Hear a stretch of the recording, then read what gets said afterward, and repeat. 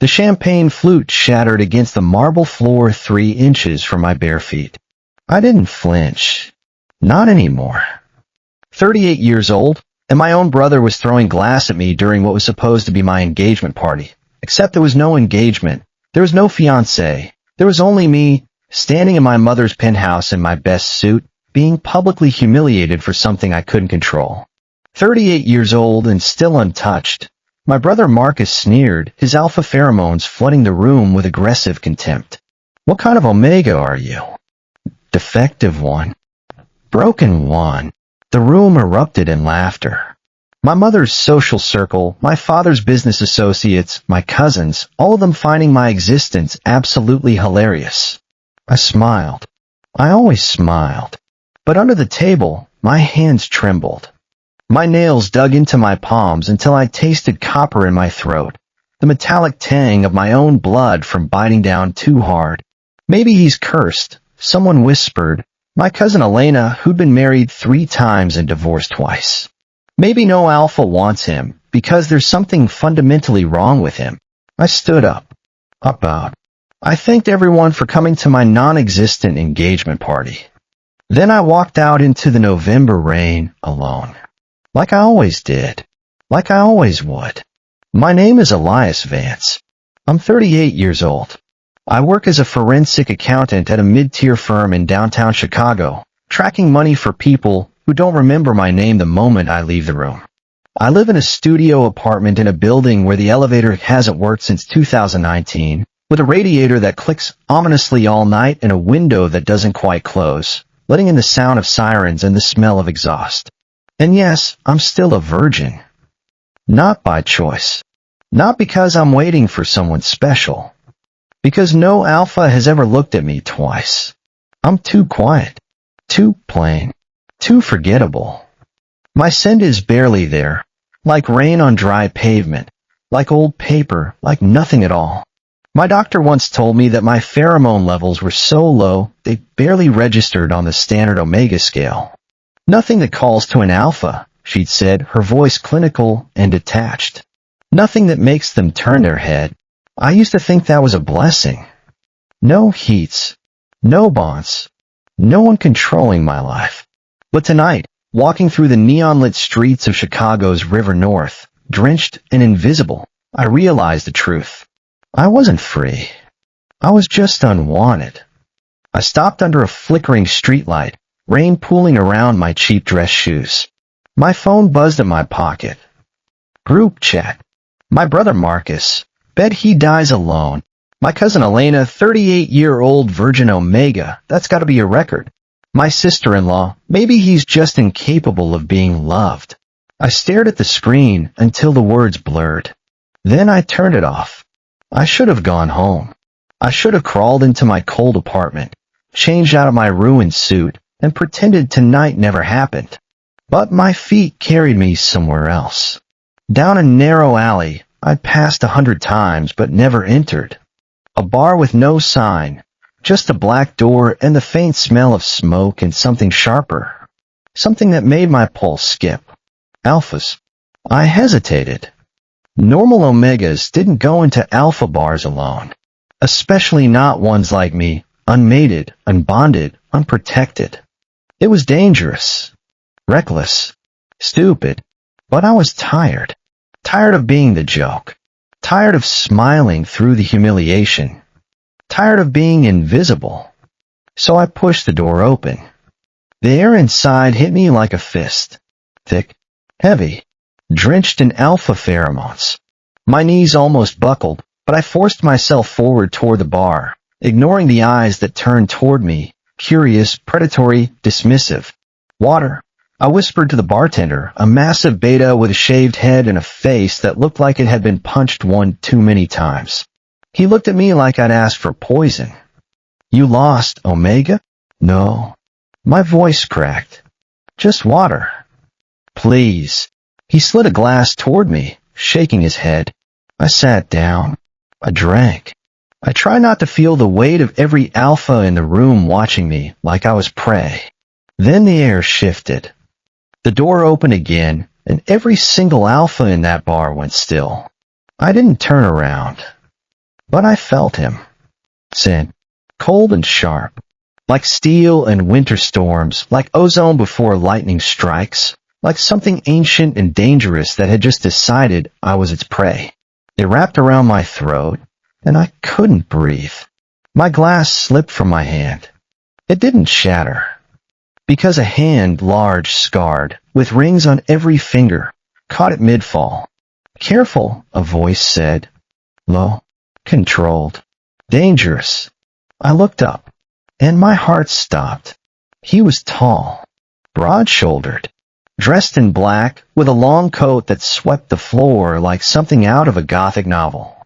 His face was all sharp angles and shadows, with dark eyes that didn't blink, that didn't look away, that pinned me in place like a butterfly to a board. But it wasn't his face that made my breath catch. It was the way he looked at me, like I was the only person in the room, like I mattered. You're shaking, he said, setting the glass down in front of me. I pulled my hands into my lap. I'm fine. You're lying. His voice wasn't cruel, just certain. He slid onto the stool beside me, and the bartender immediately poured him a drink without being asked. Whiskey. Neat. The good stuff. What's your name? He asked. I swallowed. Elias. Elias. He repeated it slowly, like he was tasting it. Why are you here, Elias? My throat closed. I don't know. He tilted his head, studying me with those unblinking eyes. You're an Omega. Unmated. Alone. A statement, not a question. I nodded. Do you know who I am? I shook my head. His lips curved, not quite a smile, more like a promise. Good, he said. Keep it that way. Then he stood, dropped the black card on the bar, and walked toward the door. I should have let him leave. But something in me, something desperate and reckless and tired of being nothing, made me stand. Wait. He stopped. Turned. Why did you catch my glass? For a long moment, he just stared at me. Then he walked back slow and deliberate, until he was close enough that I could feel the heat radiating off him. Because, he said, voice dropping to a whisper, when something precious is about to break, he reached out, fingers brushing my jaw. Barely a touch, but it burned. You don't let it fall. Then he was gone, and I stood there trembling, my skin on fire where he'd touched me, my pulse stuttering like a trapped bird. I stood frozen on the rain-slick pavement, watching his silhouette disappear into the glow of neon signs and shadow. Go home, I told myself. Forget him. Forget the way he looked at you like you weren't invisible. But my feet didn't move. My heart wouldn't stop racing. And his scent, steel and storms, clung to my skin like a brand I couldn't wash off. I turned back toward the bar. The black door was still open, music spilling out, low and pulsing. I should leave. I should go back to my small apartment, crawl into bed, and pretend tonight never happened. But I couldn't. Because for the first time in 38 years, someone had seen me. And I needed to know why. I pushed the door open again. The bartender looked up, surprised. Back already? I nodded, throat tight. The man who was just here. The one in black. His expression shifted. Guarded. Almost afraid. You don't want to know. I do. He wiped down the counter, avoiding my eyes. Listen, Omega. Whatever you think you're looking for. I just want to know his name. Silence. Then quietly, Reyes. The name settled in my chest like a stone. Reyes, I repeated. The bartender leaned in, voice dropping. He's not someone you approach. Not someone you follow. If he wanted you to know more, he would have told you. Who is he? The bartender's jaw tightened. Someone dangerous. Someone you should forget. But I couldn't. I thanked him and left, heart hammering, legs unsteady. The rain had stopped. The streets of Chicago glittered under the city lights, wet and alive. I walked aimlessly, replaying every second in my head. His voice, his touch, the way he'd looked at me like I was something precious. Precious. No one had ever used that word for me. Not even as a joke. I stopped at a convenience store, bought a bottle of water I didn't want, and stood outside under the fluorescent lights. My phone buzzed. Group chat again. I didn't open it. Instead, I stared at my reflection in the store window. Damp hair. Cheap coat. Eyes that looked too tired for 38. Pathetic, I whispered. Not the word I'd use. I spun around. And there he was, Chris, standing 3 feet away, hands in his pockets, eyes unreadable. My breath caught. How? I followed you. Why? He stepped closer. Slow. Deliberate. Because you asked me to wait? I didn't mean. You did. His gaze pinned me in place. You wanted to know why I caught your glass. Why I touched you. Why I looked at you like that. I couldn't speak. He tilted his head, studying me the way a wolf studies prey. So, tell me, Elias, what you want from me? The question hung in the air between us. Heavy. Impossible. What did I want? To feel wanted. To feel seen. To stop being the joke. But I couldn't say that. So I said the only truth I had left. I don't know. His lips curved, that same almost smile from before. Liar. He reached out, fingers brushing my wrist, and my pulse exploded beneath his touch. You came back to that bar because something in you recognized something in me. I don't even know you. You don't need to. His thumb traced the inside of my wrist, slow and deliberate, and my knees nearly gave out. Your sin, he murmured. It's faint. Almost nothing. But when I got close, he leaned in and I stopped breathing. It was everywhere. That's not possible, I whispered. I barely have a sin. You do. His voice dropped, rough and low. Rain and old paper and something clean. Untouched. The word burned. I'm not. I pulled my wrist back, stepping away. I'm not what you think I am. And what do I think you are? Someone worth chasing. He laughed. Soft. Dark. Dangerous. You're right. I don't chase. No. He stepped forward, closing the distance I just created. I claim. My back hit the store window. He caged me in, one hand pressed against the glass beside my head, the other still holding my wrist. Tell me to leave, he said quietly. And I will. I should tell him to go. To forget me. To stop looking at me like I was something he wanted to devour. But the word wouldn't come. Because I didn't want him to leave. I wanted him to stay. I wanted him to keep looking at me like I mattered. Even if it destroyed me. His phone buzzed. He glanced at it, jaw tightening. Then he released me, stepping back. I have to go. Wait. He pulled a card from his coat and pressed it into my hand. Black. No name. Just a number. Call me, he said, when you figure out what you want. Then he turned and walked away again. And I stood there, clutching that card, heart racing, skin still burning where he touched me. I looked down at the card. No name. No address. Just a number embossed in silver. My hand shook. I should throw it away. Forget him. Forget tonight. Go back to my quiet, invisible life. But I couldn't. Because for the first time in 38 years, I wanted something. And that terrified me more than anything. I stared at the card. Silver numbers gleamed under convenience store lights.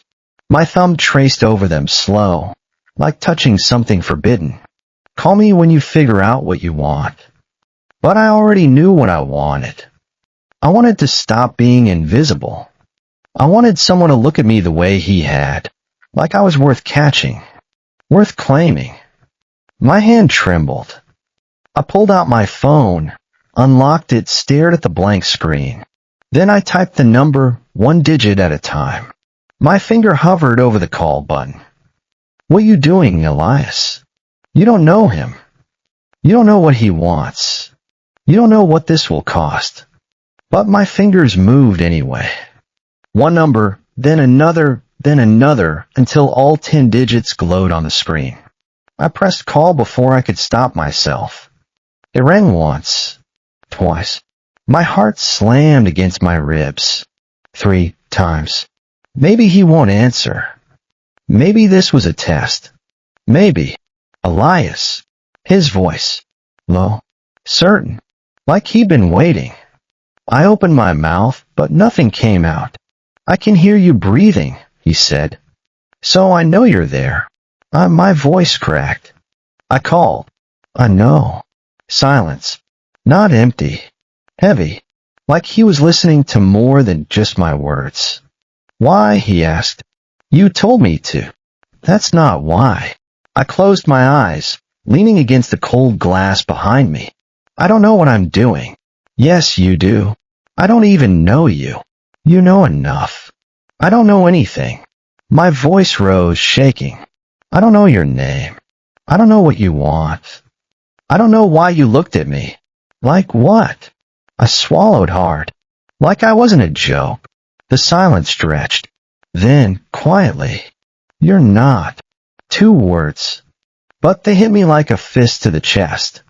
Everyone thinks I am, I whispered. I don't care what everyone thinks. Why not? Because I don't follow crowds, Elias. I make them. The certainty in his voice sent a shiver down my spine. Where are you? He asked. Outside a convenience store. Near the bar. Stay there. What? Don't move. I'm coming. Wait, you don't have to. The line went dead. I stared at my phone. He's coming. Panic flared in my chest. What did I just do? I looked around at the empty street, the flickering lights, the distant hum of traffic. I could leave, run, disappear before he got here.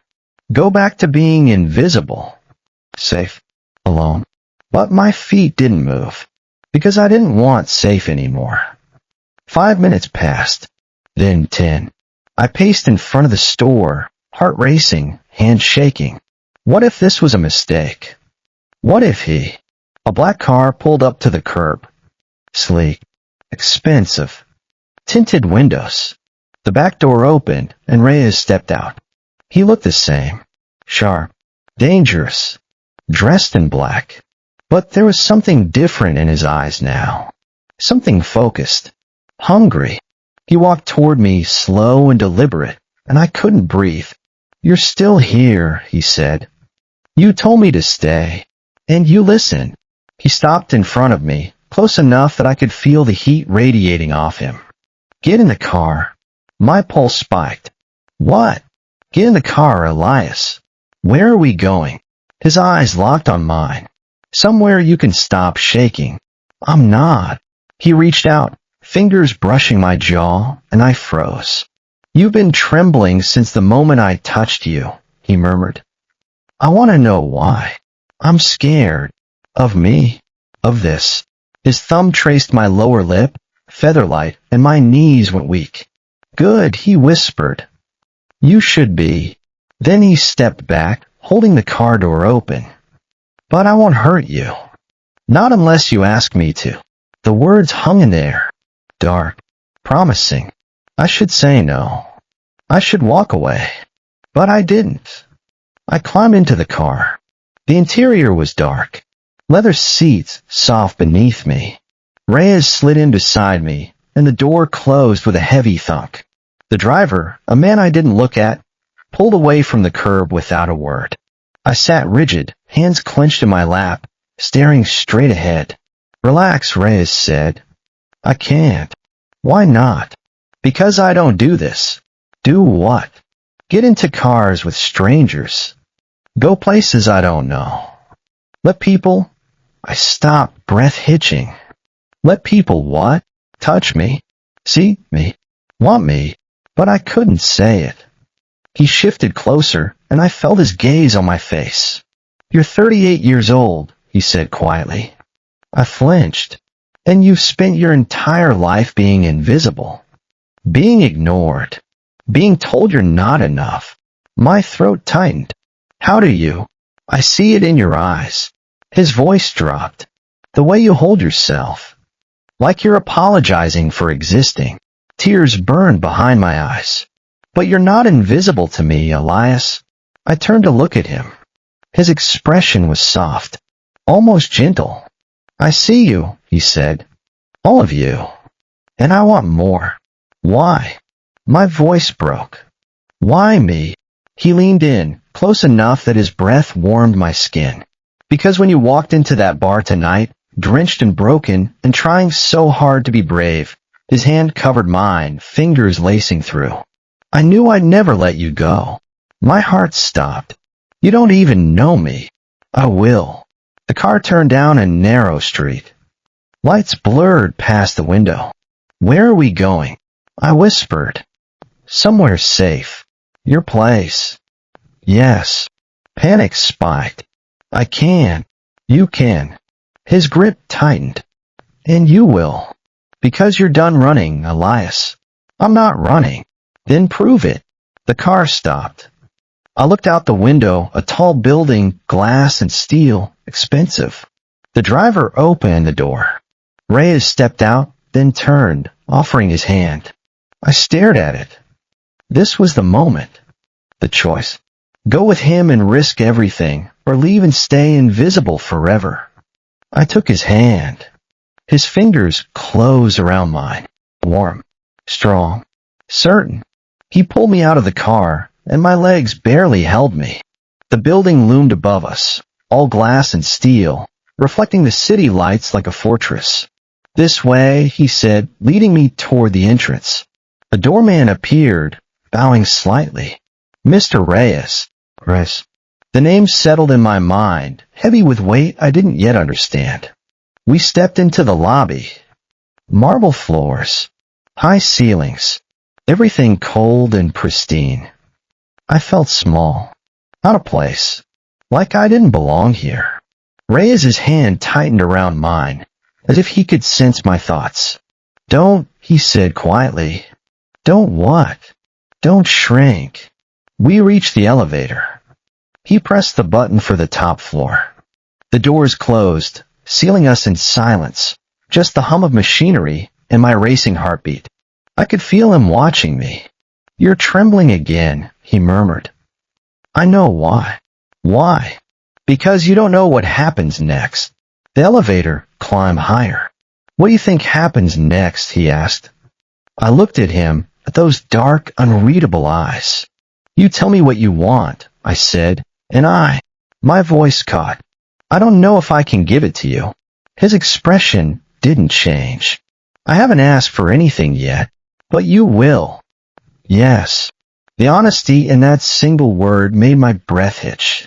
The elevator stopped. The doors opened onto a hallway with one door at the end.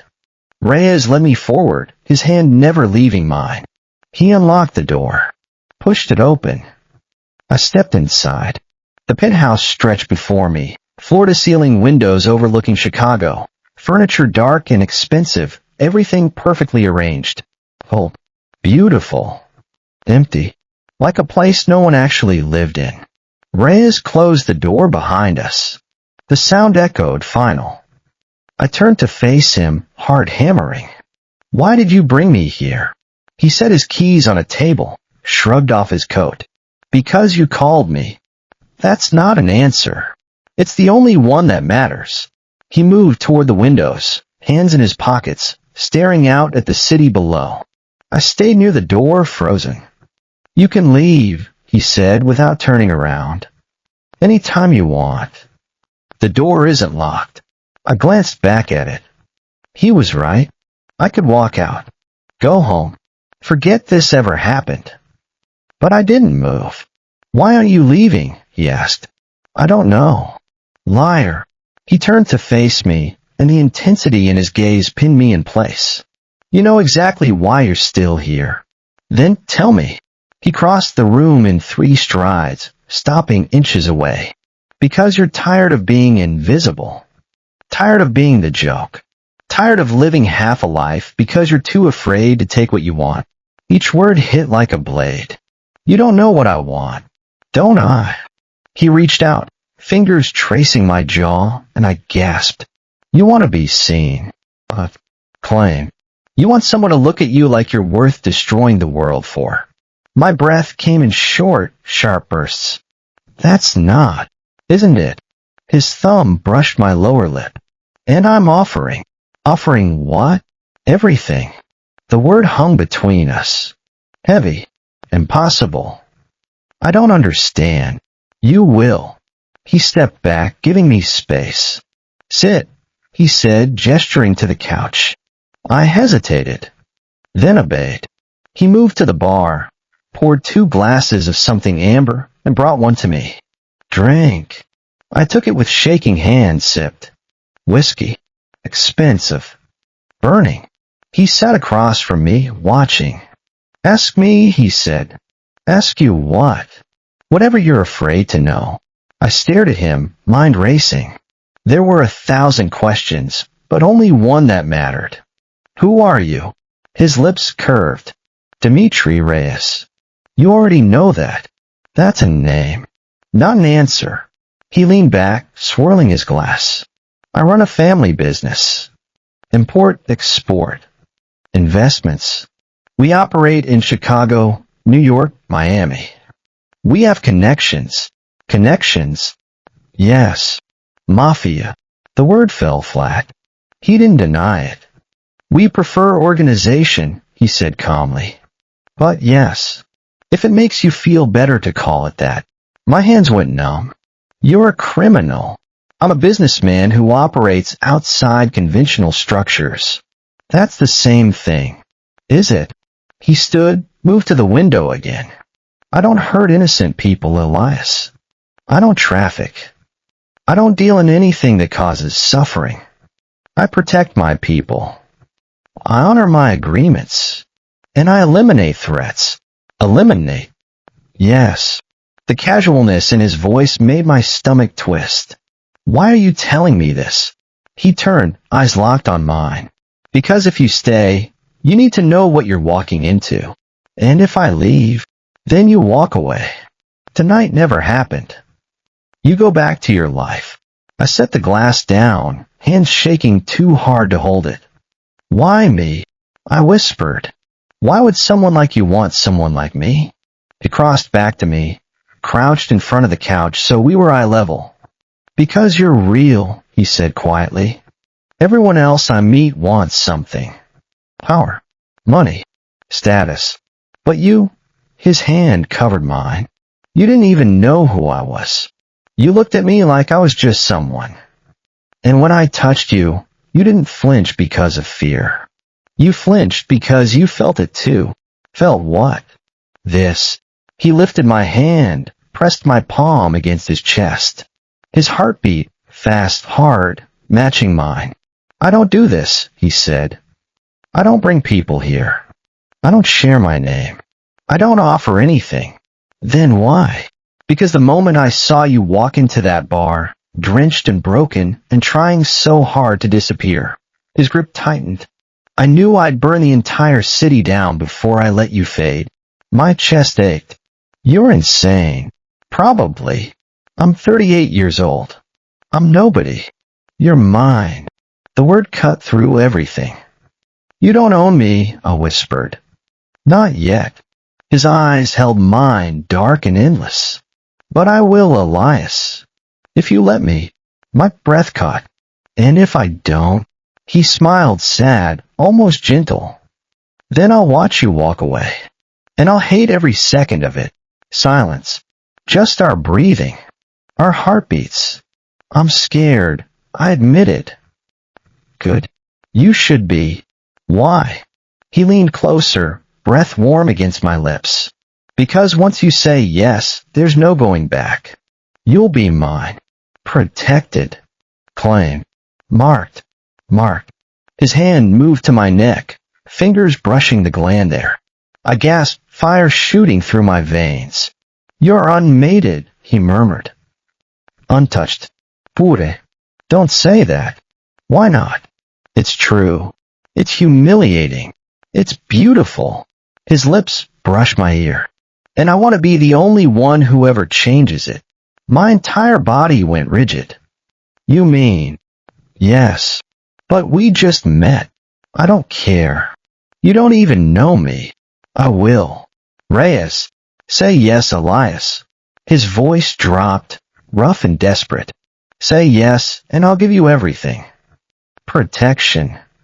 Safety. A life where no one ever mocks you again. Where you're never invisible. Where you're worshipped. Tears burned my eyes. And if I say no, his hand fell away. Then I'll call the car, and you'll go home. And I'll never contact you again. He stood. Step back. Choose. I stared up at him, at this dangerous, beautiful man who saw me when no one else did, who wanted me when no one else had. My mind screamed to run, but my heart was already his. Yes. The word left my lips, barely louder than a breath. Yes. Dmitri went completely still. His eyes searched mine, looking for doubt, for hesitation, for any reason to stop. But I didn't take it back. Say it again, he whispered.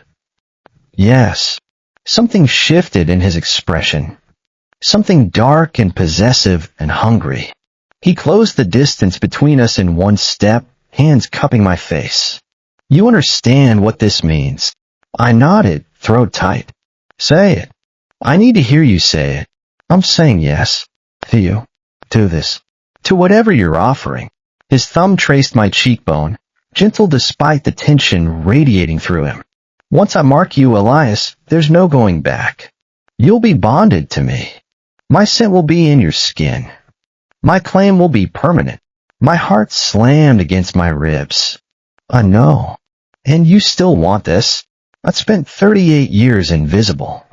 38 years being nothing to anyone. And now this man, dangerous, powerful, impossible, was looking at me like I was the only thing that mattered. Maybe it was reckless. Maybe I'd regret it. But for once in my life, I wanted to be wanted. I want this, I whispered. His control snapped. He kissed me, hard, desperate, like he'd been holding back for hours and couldn't anymore. I gasped against his mouth, and he deepened the kiss, one hand tangling in my hair, the other gripping my hip. I'd never been kissed before. Never been touched like this. It was overwhelming, his taste, his scent, the heat of his body pressed against mine. My hands clutched his shirt, holding on because my legs wouldn't support me anymore. He pulled back slightly, breathing hard. Bedroom, he said, voice rough. He didn't wait for an answer. He lifted me easily, like I weighed nothing, and carried me down the hall. My arms wrapped around his neck, heart racing so fast I thought it might burst. He kicked open a door. The bedroom was dark, minimal, a massive bed, more windows, city lights casting shadows across the floor. He set me down on the bed, and I sank into soft sheets that smelled like him. Steel and storms and something darker. He stood over me, eyes burning. Last chance, Elias. Tell me to stop, and I will. I should. This was insane. But I didn't want him to stop. I wanted this. Wanted him. More than I'd ever wanted anything. Don't stop, I whispered. He exhaled slowly, then pulled his shirt over his head. I couldn't breathe. His body was all hard muscle and scars, marks of a life I couldn't imagine. Dangerous. Beautiful. Terrifying. He climbed onto the bed, caging me beneath him. I'll be gentle, he murmured, fingers tracing my jaw. I promise. I trust you. The words surprised us both, because they were true. I barely knew him, but something in me recognized him. Trusted him. Maybe that made me foolish. But I didn't care anymore. His lips brushed mine, softer this time. You're shaking again. I'm nervous. I know. His hand slid down my side, slow and careful. But I've got you. He kissed me again, and this time I kissed back, clumsy, uncertain, but he didn't seem to mind. He guided me through it, patient and deliberate, until I relaxed beneath him. His hands moved to the buttons of my shirt. Can I? I nodded. He undid them one by one. I was never leaving mine. When my shirt fell open, his gaze swept over me. I wanted to cover myself, hide, but his expression stopped me. He looked at me like I was something precious.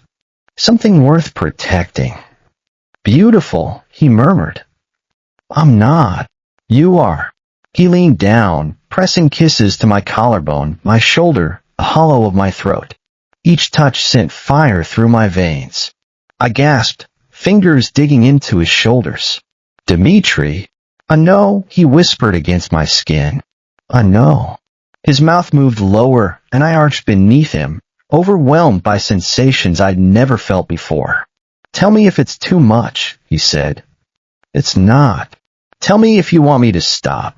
I don't. He smiled against my skin. Good. His hand slid to the waistband of my pants, and I tensed. He paused immediately. Breathe, he said softly. Just breathe. I did. Then, He waited until I relaxed again, then continued, slow, careful, giving me time to adjust. When I was finally bare beneath him, I felt exposed, vulnerable, but not ashamed. Because the way he looked at me, no one had ever looked at me like that, like I was everything. You're perfect, he whispered. I'm not. You are. To me. He shed the rest of his clothes, and I couldn't look away. He was all power and control and barely restrained hunger. Nervous? He asked.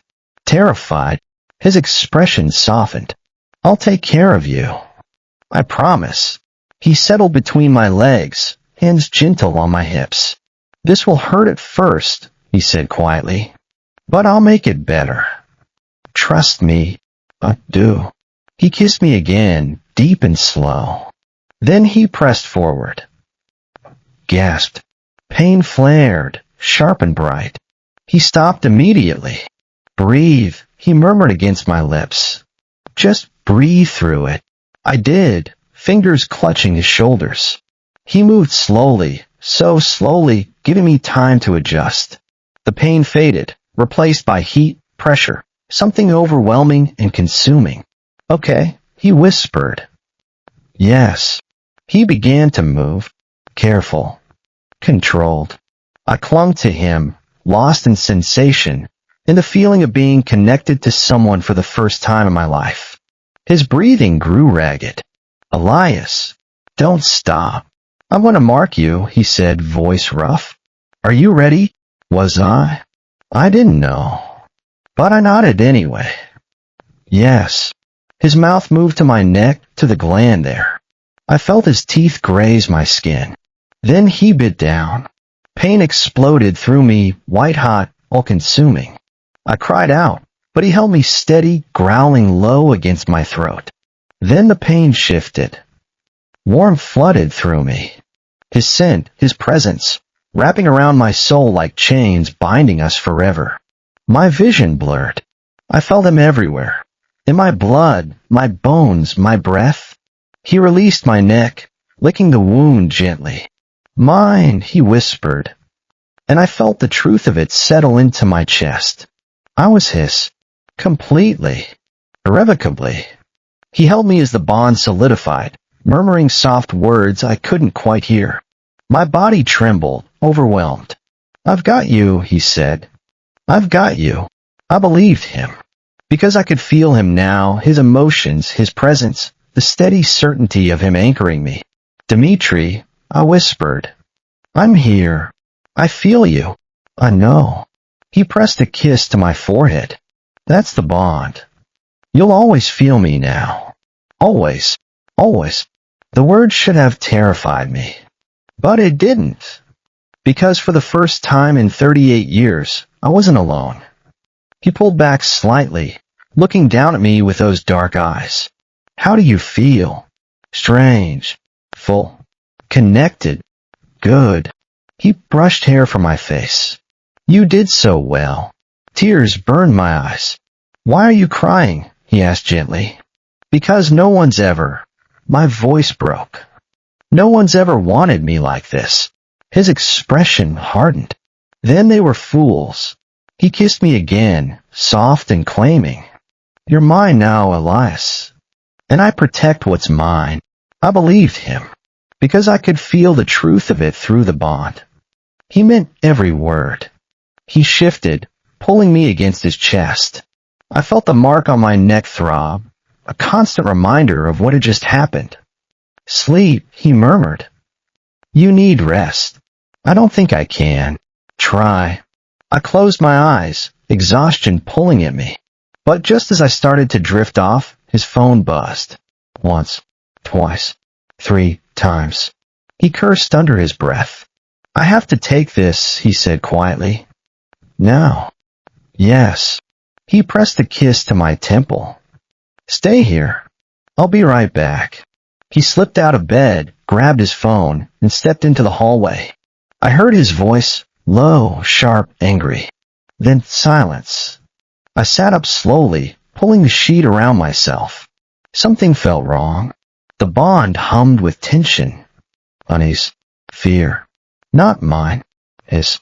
I stood on shaky legs and moved to the doorway.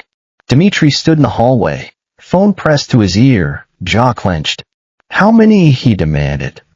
Pause. How many? His hand curled into a fist. Keep him alive. I'm on my way. He hung up, turned, and saw me standing there. His expression shifted. Guilt, fury, something darker. Elias, what's wrong? Nothing you need to worry about. Don't lie to me. I can feel you. He exhaled slowly. There's a situation. I have to handle it. What kind of situation? The kind that involves blood. My stomach dropped. You're leaving. I have to. Now. I don't have a choice. I gestured helplessly at the bedroom. After. I don't have a choice, he repeated. Not in my world. He moved past me, grabbing his clothes. I followed. Reyes, stay here, he said, pulling on his shirt. Don't leave. Don't open the door for anyone. I'll be back soon. How soon? I don't know. Fear spiked through me. What if you don't come back? He stopped, turned, cupped my face. I will, he said firmly. I promise. Then he kissed me, hard, desperate, final, and walked out the door. I stood there, frozen. The apartment felt too big, too empty. The mark on my neck throbbed, and through the bond, I felt him moving further and further away. I pressed a hand to my chest, trying to calm my racing heart. What had I just done? I bonded myself to a man I barely knew. A man who just walked out the door to handle something that involved blood. I should have been terrified. And I was. But more than that, I was his now. And there was no going back. I wrapped the sheet tighter around myself and walked back to the bedroom. The bed was still unmade, sheets tangled where we'd been. His scent clung to everything, steel and storms and something darker now. Possessive. Permanent. Mine. The bond pulsed in my chest, a constant awareness of him even though he was gone. I could feel him distant but present, moving through the city, angry, focused, dangerous. I sat on the edge of the bed, legs unsteady. 20 minutes ago, I'd been a virgin. Alone. Invisible. And now, I touched the mark on my neck, wincing at the tenderness. Now I was bonded to a Mafia boss who just left me in his penthouse to go handle something that involved blood. My phone. Where was my phone? I found my pants crumpled on the floor, dug through the pockets. The screen lit up, 37 missed calls, 15 messages, all from the group chat. My hand shook as I opened it. Marcus, where the hell are you? Elena, you didn't come home. Marcus, if you're dead in a ditch somewhere, don't blame us. Marcus, seriously, they'll answer your phone. Elena, this isn't funny. I stared at the messages. They thought I was dead. Or worse. They thought I'd done something stupid because of their jokes. I should call them. Tell them I was fine. But my fingers wouldn't move. Because I wasn't fine. I was in a stranger's apartment, marked and claimed, waiting for a man I barely knew to come back from doing something violent. This was insane. I set the phone down and stood, pacing. The apartment was too quiet, too big, too empty without him. The bond hummed, restless. I could feel his emotions bleeding through, fury, calculation, something cold and lethal. What was he doing? Who was he hurting? My stomach twisted. I moved to the windows, staring out at Chicago spread below like a glittering web. Somewhere out there, Dmitri was. The bond flared. Pain, sharp and sudden, cutting through my chest. A gasped hand flying to my ribs. Not my pain. His. Dmitri. I whispered his name, and the pain faded, replaced by rage, cold, controlled, deadly. Then nothing. Just emptiness. No. I pressed my hand against the window, trying to feel him through the bond. No. There. Faint. Distant. But alive. I exhaled shakily. He was alive. But something had happened. Something bad. I needed to. The door to the penthouse opened. I spun around, heart lurching. But it wasn't Dmitri. A man stepped inside, tall, broad-shouldered, dressed in black. He had a scar across his jaw and eyes that swept the room like a weapon. "Who are you?" I demanded, backing away. His gaze landed on me. Something shifted in his expression. "You're the Omega." I said, "Who are you?" "Tomas." Dimitri's second. He closed the door behind him. "He sent me to bring you something." He held up a black duffel bag.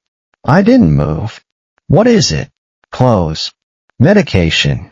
Things you'll need." "I don't need anything." "I need him." Tomas's expression was unreadable. "He'll be back soon." "How soon?"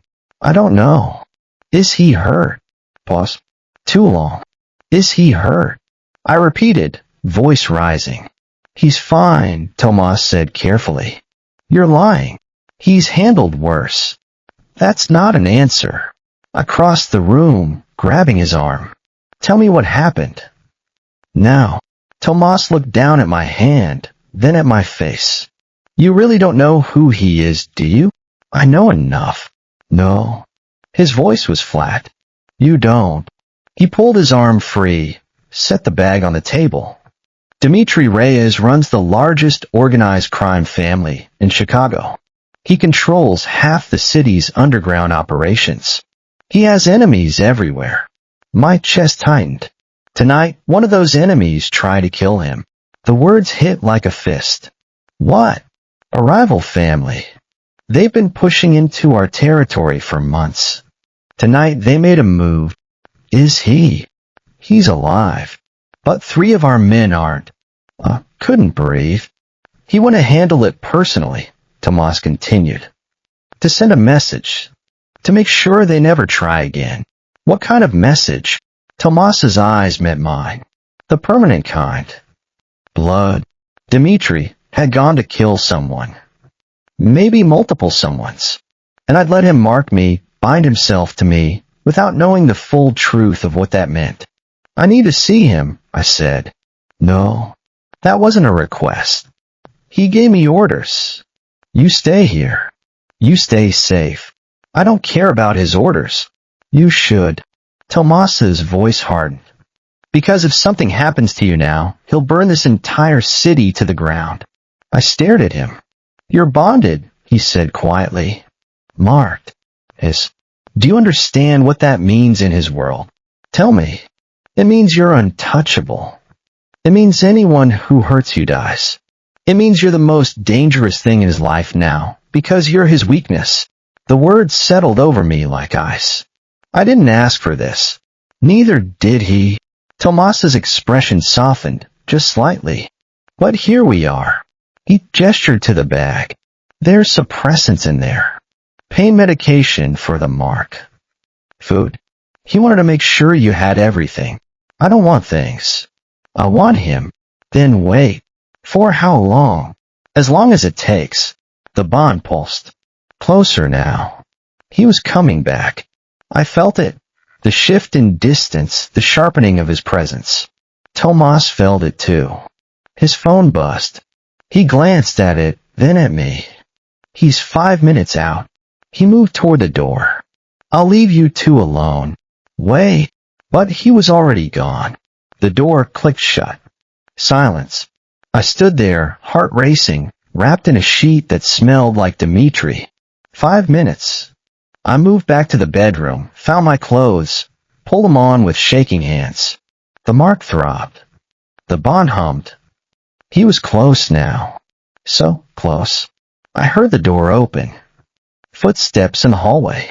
Then he appeared in the doorway. Dimitri. Alive. Whole. But different. His shirt was torn, blood-stained at the collar. Not his blood, I realized with sick certainty. His knuckles were split and raw.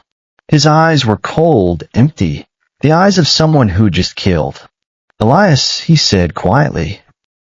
Couldn't move, couldn't speak. He stepped into the room, slow and careful, like approaching something fragile. I'm sorry, he said. I didn't want you to see me like this. Like what? Like what I really am. The bond flickered.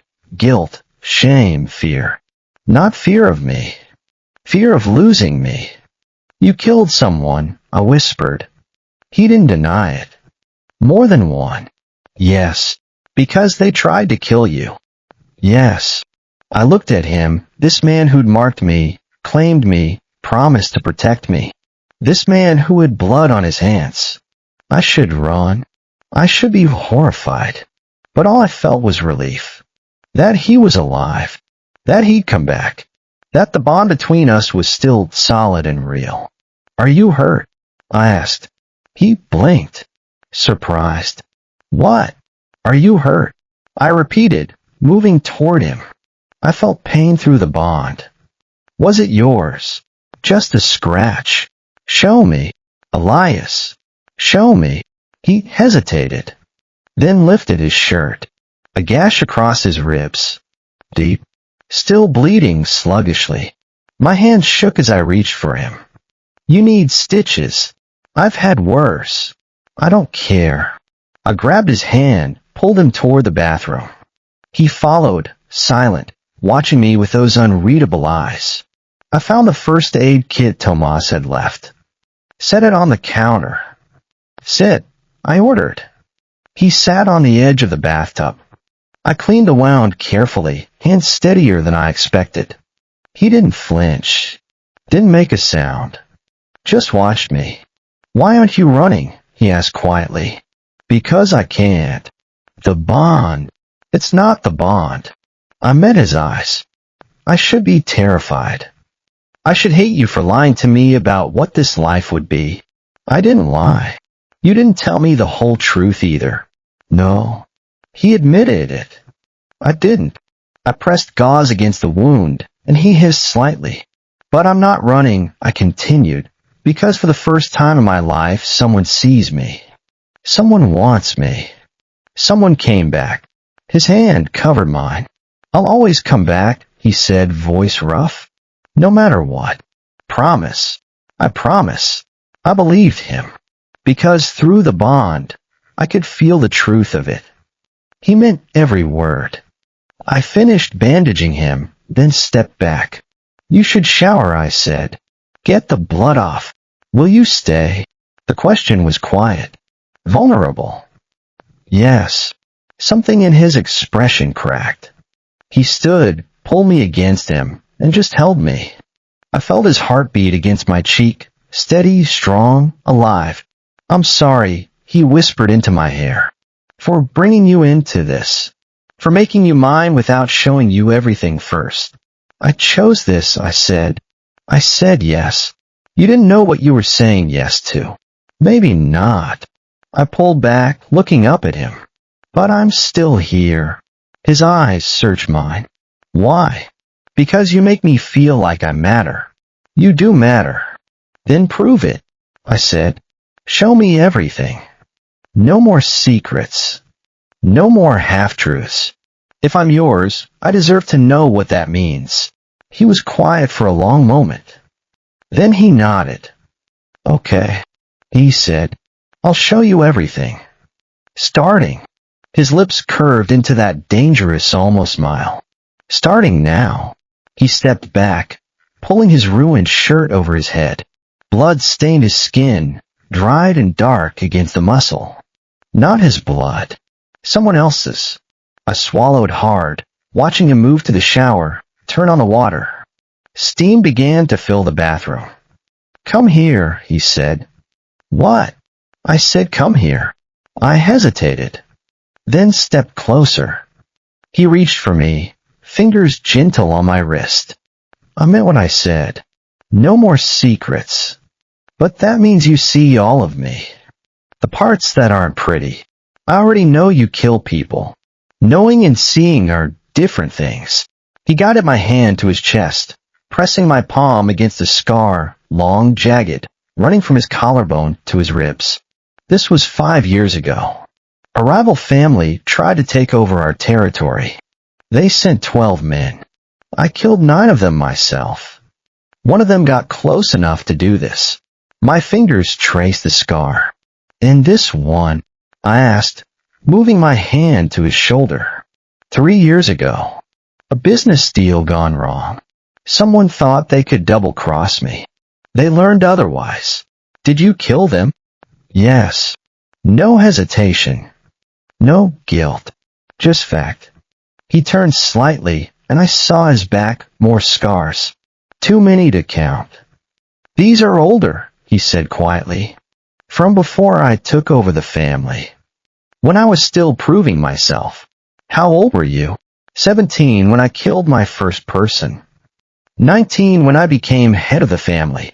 My breath caught. So young. "My father was weak," he continued, voice flat. "He let other families push us around. Take our territory. Disrespect our name. So I did what he wouldn't." "You killed him." He turned to face me, eyes hard. "No." He died of a heart attack watching me execute the men who'd been stealing from us. But I would have if he tried to stop me. The honesty in his voice was brutal. No softening. No excuses. Just the truth. "Are you scared yet?" he asked. I should be. Everything he was telling me should send me running. But I wasn't scared. I was curious. "No," I said. His eyes narrowed. "Why not?" "Because I can feel you through the bond. I know you're not lying. I know you're not trying to hurt me." I pressed my hand against his chest, over his heart. "And I know that everything you've done, you did to survive." Something flickered in his expression. Surprise. Relief. "Most people don't see it that way." "I'm not most people." "No." His hand covered mine. "You're not." He pulled me closer until we were standing under the spray of the shower, clothes and all. Water soaked through my shirt, plastering it to my skin. "What are you doing?" I asked. "Washing away the blood," he said. "All of it. So when I touch you again, there's nothing between us." He peeled my wet shirt off. Then his hands moved to his belt. I looked away, face burning. "Don't," he said softly. "Don't hide from me. Not anymore." I forced myself to look at him as he stripped away the rest of his clothes. Blood swirled down the drain, pink and diluted. He was beautiful and terrifying all at once. "Your turn," he murmured. His hands moved to my waistband, and I didn't stop him. He undressed me slowly, carefully, until we were both bare under the water. "Better," he said. Then he reached for soap, lathering his hands. "Turn around." I did. His hands moved over my shoulders, my back, washing away the tension, the fear, the weight of everything that had happened. "I need you to understand something," he said quietly. "The world I live in, it's violent, dangerous, unforgiving. People will try to hurt you to get to me. They'll use you as a weapon against me. I know. No, you don't. Not yet." His hand stilled on my shoulder. "But you will. And when that happens, I need you to trust me. No matter what you see. No matter what I have to do." I turned to face him. Water cascaded between us. "What are you not telling me?" His jaw tightened. "There's a family. The Volkovs. They've been trying to take over Chicago for years. Tonight's attack was just the beginning. What do they want? Everything. Our territory. Our operations. Our power." He paused. "And now you." My blood went cold. Me? You're bonded to me. Mark, that makes you valuable. A target. But they don't even know I exist. They will. His hands cupped my face.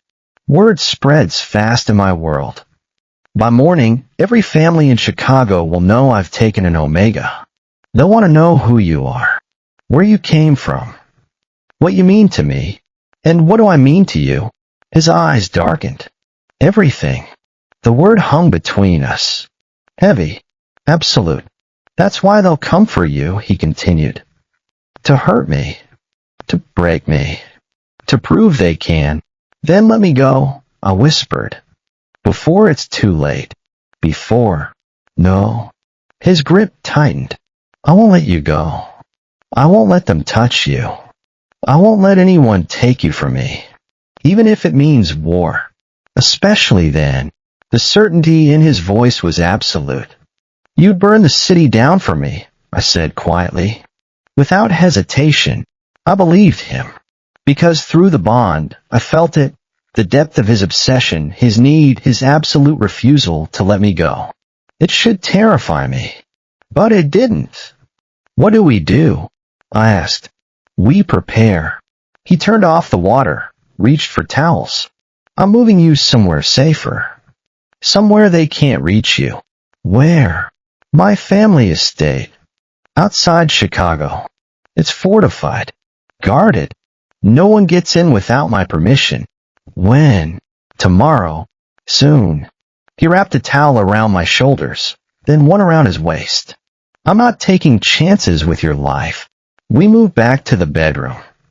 He pulled clothes from a closet. Soft pants, a shirt that smelled like him. Wear these, he said. I dressed in silence, mind racing. This was real. I wasn't just bonded to a dangerous man. I was in danger. Because of him. Elias. I looked up. He stood in front of me, dressed now, expression serious. I need you to promise me something. What? If something happens to me, if I don't come back one day, you run. You take the money I've set aside for you, and you disappear. You don't try to avenge me. You don't try to fight. You just run. No. Elias. No. I step closer. You don't get to mark me, bond me, make me yours, and then tell me to run if things get bad. That's not how this works. That's exactly how this works. I protect you. Even from myself. And who protects you? He blinked. Caught off guard. I don't need. Yes, you do. I pressed my hand against his chest. You're so busy being the strong one, the dangerous one, the one everyone fears. But who takes care of you? His expression shifted, vulnerable, raw. No one. Wrong. I held his gaze. I do. I take care of you now. That's what bonding means, right? We're connected. What hurts you hurts me. What threatens you threatens me. That's not. That's exactly what it is. I took a breath. So stop trying to protect me from your world. I'm in it now. Whether you like it or not. He stared at me for a long moment. Then he pulled me against him, arms wrapping around me tight. You're too good for this life, he whispered into my hair. Maybe, but I chose it anyway. Why? Because you chose me first. His grip tightened. We stood there holding each other, the bond humming between us, safe, solid, real. Then his phone buzzed. He cursed softly, pulling it out. His expression hardened. What is it? I asked. He looked at me, jaw tight. They know. Who knows what? The Volkovs. They know about you. My stomach dropped. How? Someone saw us at the bar. They've been watching. He scrolled through messages, face darkening with each one. They're asking questions, digging into your background. They know your name, where you work, where you live. My apartment, already secured. I have men watching it. He looked up, eyes burning. But Elias, they sent a message. For me. Through you. What kind of message? He turned his phone toward me. A photo. my apartment building, my window, and written across the image in red, "He's pretty. It would be a shame if something happened to him." I couldn't breathe. They're threatening me to get to me. Yes, I looked up at him. "What do we do?" His expression went cold. "Lethal. We end this." "How?" "I'm going to meet with them. Tomorrow night. Neutral ground. And I'm going to make it very clear what happens to anyone who touches you. That's suicide. They'll kill you. They'll try." "Dimitri, I don't have a choice." He cupped my face. "If I don't respond, they'll see it as weakness. They'll push harder. And eventually they will get to you. Then I'm coming with you." "Absolutely not. If this is about me, I should be there." "No. You can't just." "I can. And I will." His voice dropped, dangerous. "You're staying at the estate under guard, where I know you're safe. And what if you don't come back?" "I will." He pressed his forehead against mine. "I promise. I'll always come back to you." I wanted to believe him. But through the bond, I felt it, the lie.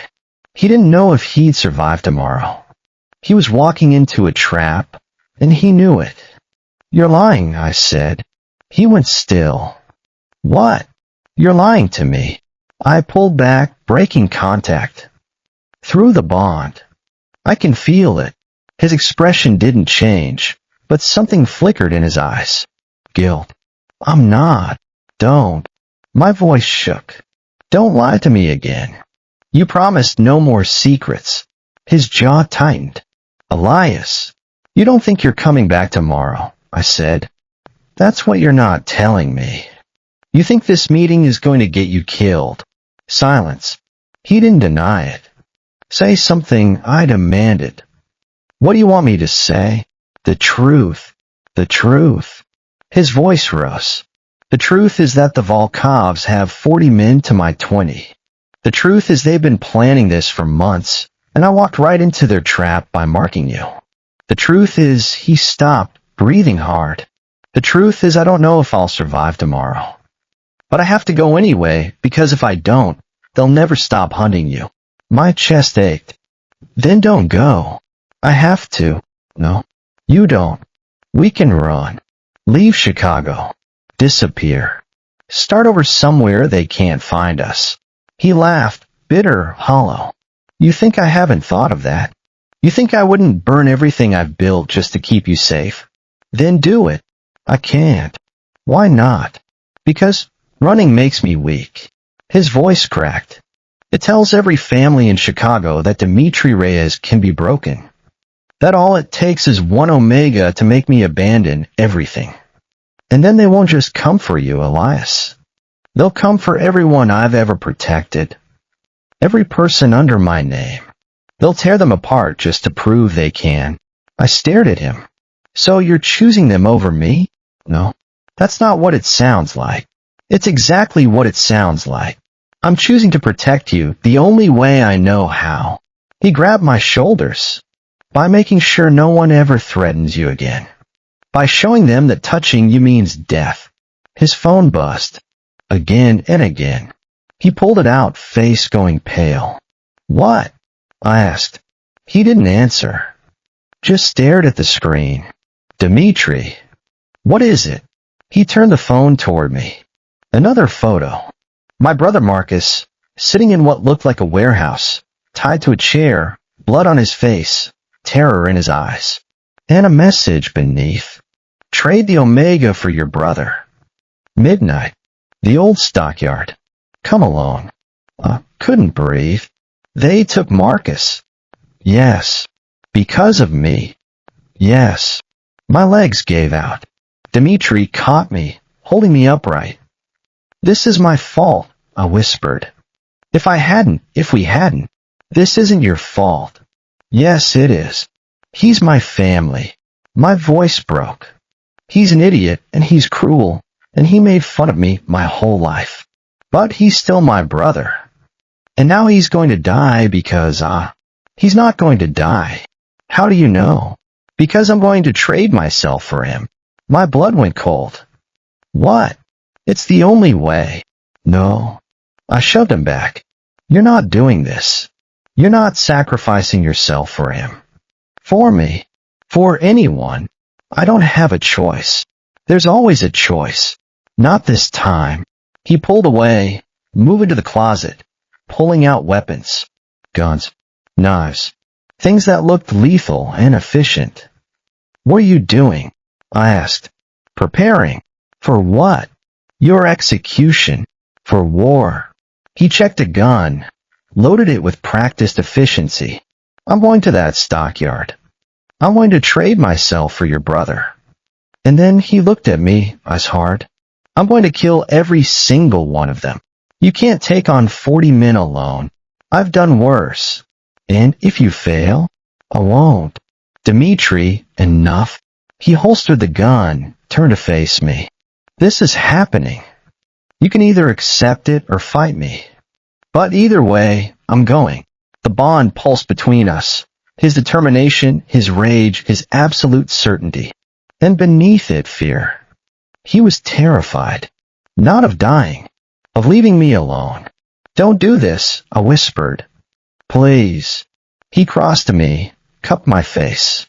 I have to. Why?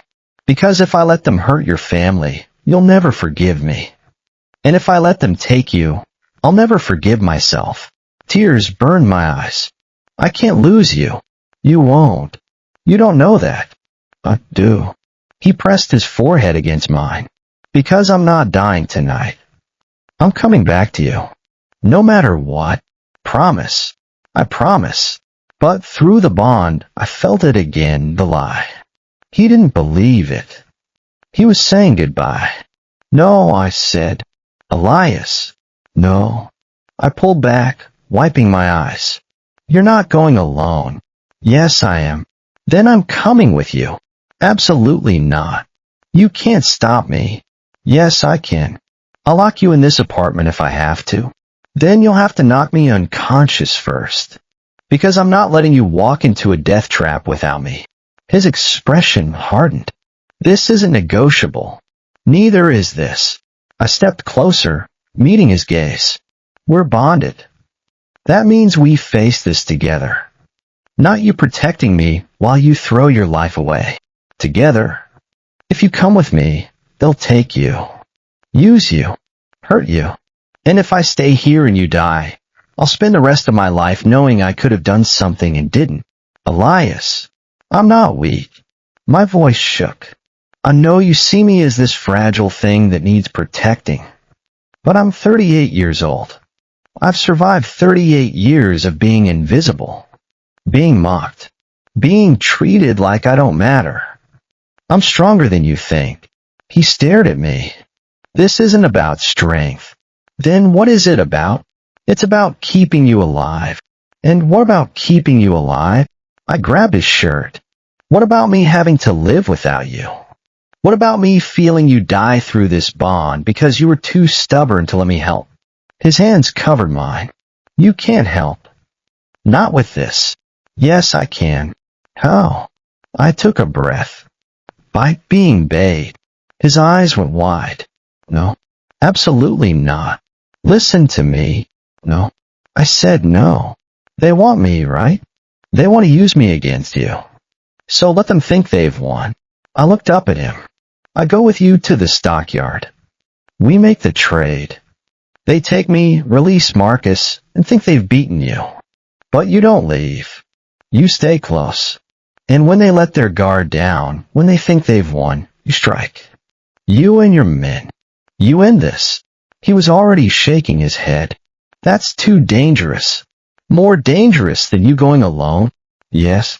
Because if something goes wrong, if they hurt you before I can get to you, they won't. You don't know that. And you don't know you'll survive going alone. My voice broke. At least this way, we have a chance. Both of us. Together. He closed his eyes. Jaw clenched. Through the bond, I felt him waver, considering it, hating it, but considering it. If we do this, he said quietly, you follow my orders exactly. No matter what you see or hear. You trust me to get you out. I do trust you. And if something goes wrong, it won't. If it does, his eyes opened, fierce and burning. You run. You don't look back. You don't try to help me. You just run. Promise me. I hesitated. Promise me, Elias. Okay, I whispered. I promise. Another lie. Because if something went wrong, if he was in danger, I wouldn't run. I'd do whatever it took to save him. Even if it killed me. He pulled out his phone, typed rapidly. What are you doing? I asked. Calling in everyone. Every man loyal to me. He pressed send, then looked at me. If we're doing this, we're doing it right. He pressed send, then looked at me. We have 4 hours until midnight. That gives us time to prepare. To position my men around the stockyard. To make sure. His phone rang. He answered immediately.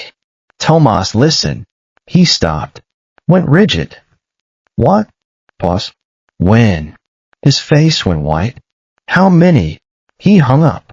Looked at me. We're out of time. What happened? They moved up the timeline. They're not waiting until midnight. His voice was flat, controlled. They're coming here now. They know where you are. My heart stopped. How? I don't know. But we have maybe 10 minutes before they breach this building. He grabbed my hand, pulling me toward the door. We have to go. Now. Where? Anywhere but here. We ran.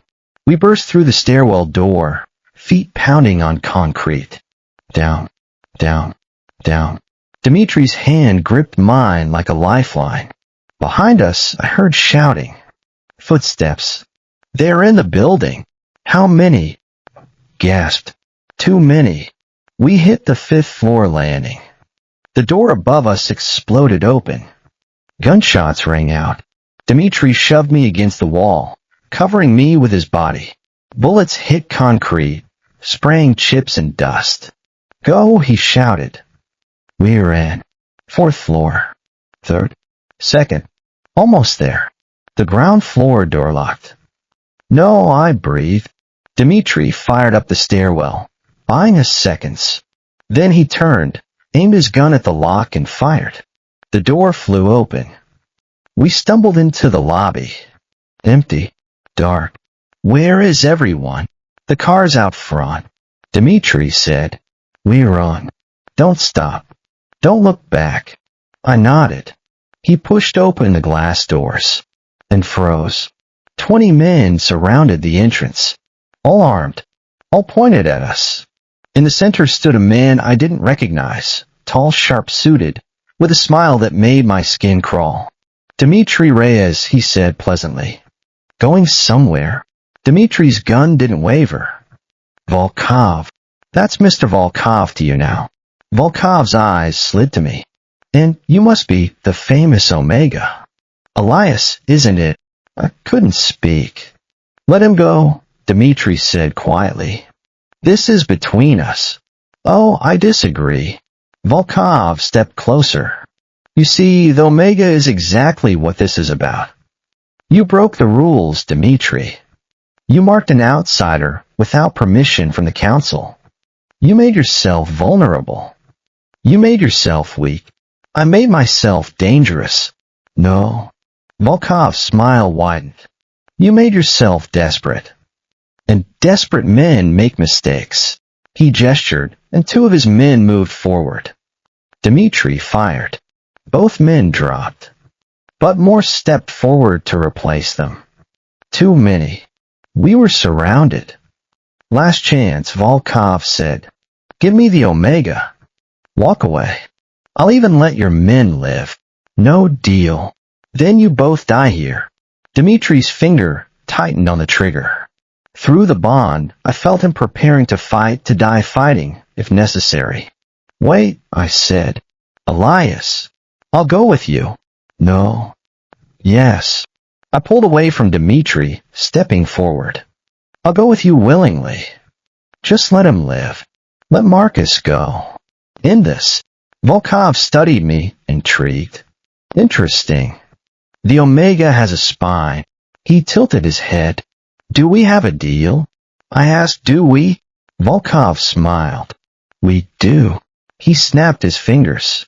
Two men grabbed me, wrenching me away from Dmitri. No. Dmitri lunged forward. Gunshots. He stumbled. Red bloomed across his shoulder. Dmitri! I screamed. He fell to one knee, but his eyes stayed locked on mine. I'm sorry, I whispered. Through the bond, understanding flashed in his eyes. Then rage. You promised. I lied. Volkov grabbed my arm, pulling me toward a black van. Load him up too, he ordered, gesturing at Dmitri. I want him alive. For now. They dragged Dmitri to his feet. He fought, but there were too many. Blood dripped from his shoulder. His eyes met mine. Through the bond, I felt everything he couldn't say. I'm coming for you. I'll kill them all. I'll burn the world down. Just hold on. They threw us into separate vans. The last thing I saw before the doors slammed shut was his face, bloodied, furious, and absolutely lethal. Then darkness. The van moved. I was pressed against cold metal, hands zip-tied behind my back. Someone sat beside me, breathing heavy. Elias. Marcus. I breathed. You're alive. Barely. His voice was rough. What the hell did you do? Nothing. Nothing. They took me because of you. Because you... He stopped. What did you do? I'm bonded. To Dmitri Reyes. Silence. You're joking. I'm not. You bonded yourself to the most dangerous man in Chicago? Yes. Are you insane? Maybe. I laughed, broken. Probably. But it doesn't matter now. The van stopped. Doors opened. Harsh light flooded in. Hands grabbed me, hauling me out. We were in a warehouse. Massive. Cold. Empty except for chains hanging from the ceiling and bloodstains on the floor. Old blood. My stomach turned. They chained Marcus to a post. Then they brought in Dmitri. He was barely conscious, blood soaking his shirt. They chained him too, arms above his head, forcing him to his knees. Volkov appeared, circling us like a predator. Beautiful, isn't it? He gestured. All three of you together. One happy family. Let them go. Dmitri's voice was a rasp. You have me. That's what you wanted. Oh, I wanted much more than that. Volkov crouched in front of him. I wanted to break you. And what better way than to make you watch? He stood, moved toward me. Dmitri's eyes went wild. Don't touch him. Or what? Volkov grabbed my chin, forcing me to look at him. You'll kill me. You can barely stand. Through the bond, I felt Dmitri's rage, incandescent, desperate, murderous. I'll rip you apart, Dmitri promised, slow and empty. Threats. Volkov released me, pulling out a knife. But let's make this interesting. He pressed the knife against my throat. I'll give you a choice, Dmitri. I'll let one of them live. The brother who mocked him his whole life, or the Omega you just met. Neither. Dmitri's voice was a growl.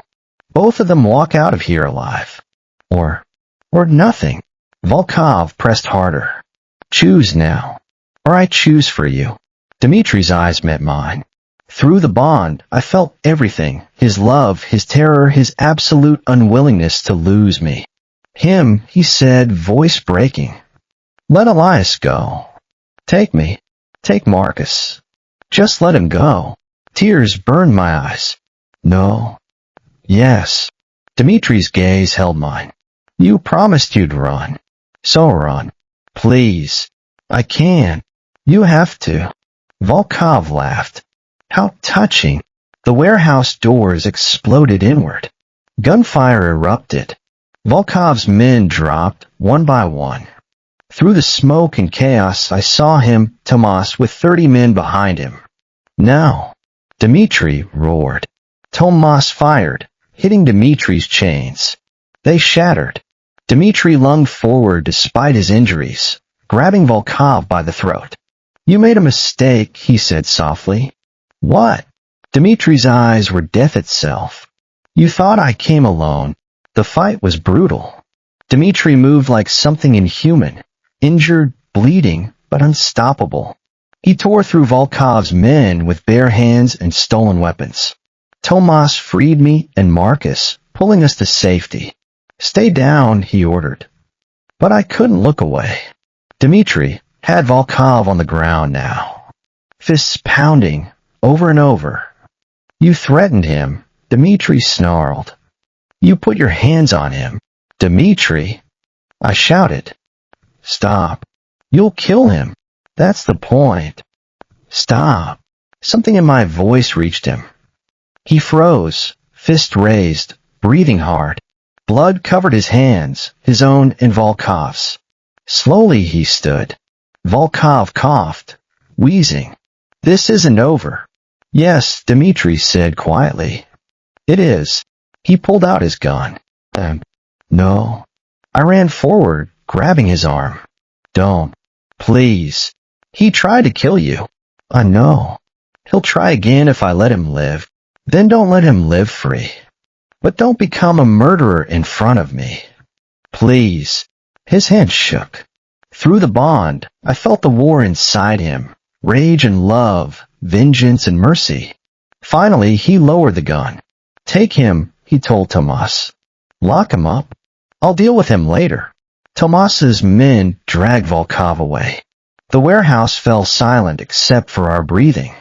Dimitri turned to me and collapsed. "Dimitri," I caught him, or tried to. We both went down, his weight crushing me. "I'm fine," he mumbled. "You're bleeding everywhere. Just a scratch. You were shot. I've had worse." I pressed my hands against the wound, trying to stop the bleeding. "You're insane," I said, voice shaking. "Completely insane. You're one to talk." He smiled weakly. "You offered yourself as bait. You were going to die. And you think I'd survive watching them hurt you?" Tears spilled down my face. "You promised you'd come back." "I did come back." His hand covered mine, warm despite the blood. "Barely. I'll always come back to you, Elias.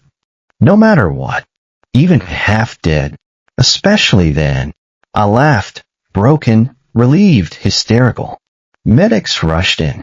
Tomas pulled me away so they could work. "He'll be okay," Tomas said. "He survived worse." "How much worse?" "You don't want to know." "Probably not." They stabilized Dimitri, loaded him onto a stretcher. "I'm going with him," I said. "The hospital's not safe yet. I don't care where he goes, I go." Tomas studied me, then nodded. "You're good for him." "How do you know?" "Because he's never let anyone see him bleed before." 3 hours later, I sat beside Dimitri's hospital bed. He was unconscious, hooked up to monitors, but alive, breathing. The bond hummed between us, steady and solid and real. Marcus sat across from me, bandaged and pale. "So," he said finally, "you're really bonded to him." "Yes." "To Dimitri Reyes, the Mafia boss." "Yes." "And you're okay with that?" I looked at Dimitri's face, peaceful in sleep, younger somehow. "Yes." Marcus was quiet for a long moment. "I'm sorry," he said. I blinked. "What for?" "The things I said at your birthday. All those years. Making you feel like you were worthless." My throat tightened. "You were right, though. I was 38 and alone. You weren't worthless." He looked at me. "You were just waiting for someone worthy of you." Tears burned my eyes. "Thank you." He nodded, then stood. "I'll give you two some privacy." He paused at the door. "But Elias." "Yeah, he really loves you. I could see it, the way he looked at you when that guy threatened you. That's not fake." "I know." "Good." He moved toward the door, then paused. "For what it's worth, I'm glad you're not invisible anymore." Then he was gone. I sat there, holding Dimitri's hand, watching him breathe. Hours passed. Dawn broke through the hospital windows, painting everything gold. Finally, his eyes opened. Elias, he whispered, "I'm here. You're safe. We're safe." He exhaled slowly, some tension leaving his body. Volkov. Locked up. Tomas has him. Good. His hand tightened around mine. And Marcus. Alive. Grateful. Changed. I think miracles do happen. I laughed, wiping tears. How do you feel? Like I was shot and then punched a building. That's accurate. He smiled, tired but real. Come here. I leaned down, and he pulled me into a gentle kiss. Soft, sweet, alive. When we pulled apart, I rested my forehead against his. I love you, I whispered. His breath caught. You do. Yes. I know it's too soon. I know we barely know each other. But through this bond, I feel everything you are. And I love it. All of it. Even the dangerous parts. His hand cupped my face. I love you too, he said. From the moment I saw you walk into that bar, drenched and broken, and trying so hard to be brave, I knew. Knew what? That I'd never let you go. I smiled through tears. Good. Because I'm not going anywhere. Promise. I promise. Through the bond, he felt the truth of it. No lies this time. Just us. Forever. 6 months later, I stood in Dimitri's penthouse, our penthouse now. The city glittered below, alive and beautiful. Behind me, Dimitri wrapped his arms around my waist, pulling me close. What are you thinking? He murmured against my neck. That I was invisible for 38 years. And now, I turned in his arms, meeting his eyes. Now I'm seen, loved, protected, claimed. And mine, he added. And yours. He kissed me, deep, possessive, perfect. When we pulled apart, I saw something in his expression. Something nervous. What? I asked. He reached into his pocket, pulled out a small box. My breath caught. Dimitri, I know we're already bonded, he said quickly. I know the mark makes us permanent. But I want more than that. I want the world to know you're mine. I want rings and vows and... Yes. He blinked. I haven't asked yet. I don't care. Yes. He laughed, relieved, joyful, and opened the box. 2 rings. Simple. Perfect. He slid one onto my finger. Marry me, Elias. Not because of the bond. Not because of duty. But because I love you. Because you make me want to be better. Because... I kissed him, cutting off his words. Yes, I whispered against his lips. 1,000 times yes. We stood there holding each other, the city alive below us. And for the first time in 38 years, I wasn't invisible. I wasn't alone. I wasn't the joke. I was loved, chosen, and that was everything. The door opened behind us. Tomas stepped in, phone in hand, expression urgent. Boss, we have a problem. Dimitri tensed. What kind of problem? Volkov escaped. My blood went cold. 20 minutes ago. He left a message. What message? Tomas's jaw tightened. He's coming for the Omega. Dimitri's arms tightened around me, protective and lethal. Let him try.